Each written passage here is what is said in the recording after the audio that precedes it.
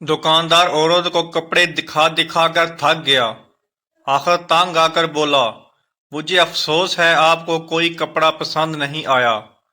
औरत, कोई बात नहीं, मैं तो वैसे भी सब्जी लेने आई थी।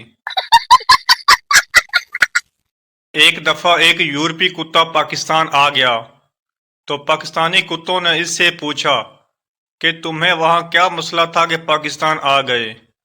इस कुत्ते ने जवाब दिया कि वहाँ की आबो हवा, रहाइश, खाना पीना, सफाई और सहूलियात पाकिस्तान की निस्बत बहुत तेज है, मगर भौंकने की जो आज़ादी पाकिस्तान में है वो दुनिया के किसी मुल्क में भी नहीं। लड़की अपनी दोस्त से, दुआ करो मैं फेल हो जाऊं। दोस्त हैरानगी से, वो क्यों? लड़की, अब्बू ने कहा है फर्स्ट आई तो लैपटॉप, सेकंड आई तो मोबाइल, और अगर फेल हुई थी शादी करवा दूंगा। दुकानदार औरत को कपड़े दिखा दिखा कर थक गया।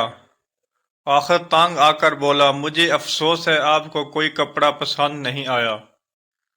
औरत, कोई बात नहीं, मैं तो वैसे भी सब्जी लेने आई थी।